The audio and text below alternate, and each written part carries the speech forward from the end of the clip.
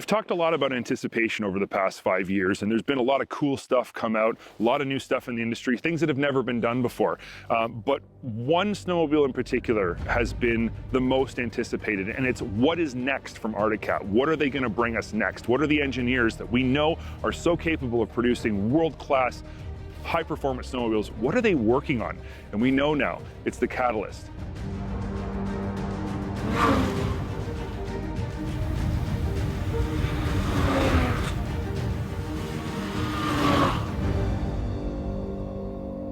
There's a lot of really important stuff going on under the hood of the Catalyst, but I think the most important thing you can see when you look right now is that hole right there.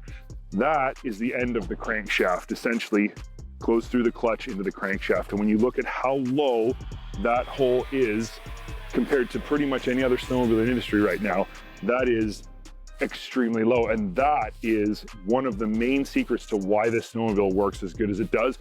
The crank on this sled is actually about 25 millimeters lower and 25 millimeters more rearward than a similar setup on the Procross chassis.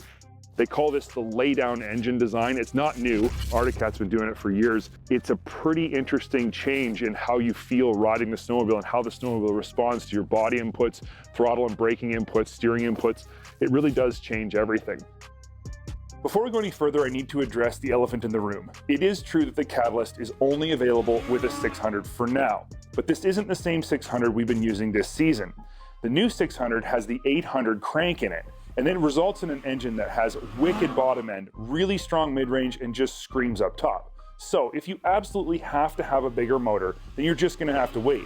But if you can put up with a really excellent 600, I suggest you give it a try, because I know you won't be disappointed. Obviously, on the right-hand side of the Catalyst, the first thing everyone's going to notice is that it comes standard with a belt drive, and that's right across the whole lineup. This belt drive can survive the harshest racing conditions, and if you know it can survive the harshest cross-country racing conditions, you're never going to have trouble with it. Arctic Cat has put thousands and thousands of miles on belt drives with no failures. Out back here on the Catalyst, there's even more magic happening. So what you've got is a one-piece tunnel as it's bent here down to this point right there. The running boards themselves are the same across all Catalyst models, and they are super durable plastic material that can handle cold temperatures and not become brittle. But the composite material also comes up here into the toe holds.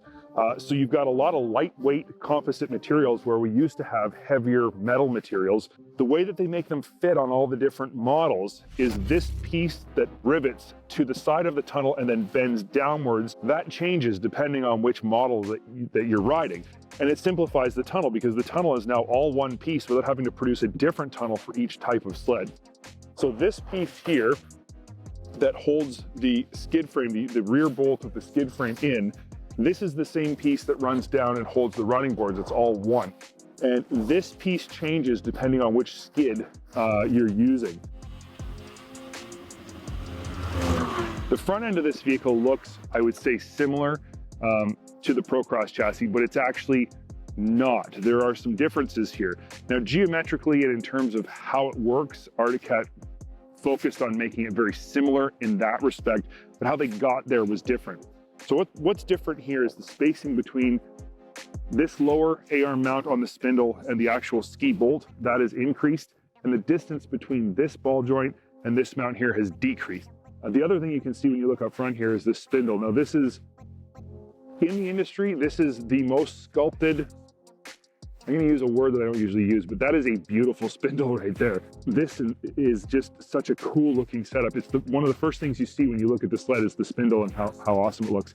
What you feel though is how great the sled handles, and it really does handle amazing. It sets the outside ski, locks it in, the steering is predictable, it's precise, it's light. It just works really well, and I'm very interested to put this on the snow and put a lot more miles on it to just see in my own area and on my own trails what it feels like.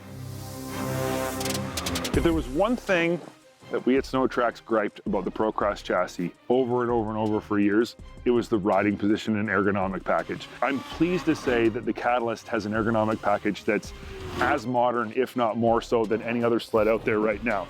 The seat is firm, but it's still comfortable, nice and wide. It's got a nice cutout in the front, kind of like the old RXC from last season. I did that test ride, it had that weird cutout in the front. This is nowhere near that dramatic, but it does have a bit of a cutout here. So when you hang off the side, your leg just locks right in. Handlebar positioning is impeccable in terms of where you want it to be. When I sit, if I close my eyes and reach out, the grips are right where I think they should be. This windshield, while low, actually is pretty functional, but there are multiple windshield options available right away. This is low, there's medium, and there's a high, and they all look good. They're all very functional. We've got standard gauges. So this is the standard dual screen gauge that we've come to know and love. And finally, no more magnetic bag to hold your goggles or your stuff down here. There's an actual cubby hole storage container with a proper plastic lid. Overall, this is a fantastic ergonomic package. I really, really like it. At the end of the day, I would say this is an all-new snowmobile. And I know Arctic is saying that there's some things that are carryovers. I can't really see any of them, and I don't really feel any of them. This is exactly what they needed to do. Produce something that looks edgy, that's got legitimate technology, that's got legitimate design features that are making the riding experience better, and a sled that just works. I really think that if Arctic needed to do something and get it right, they absolutely did it.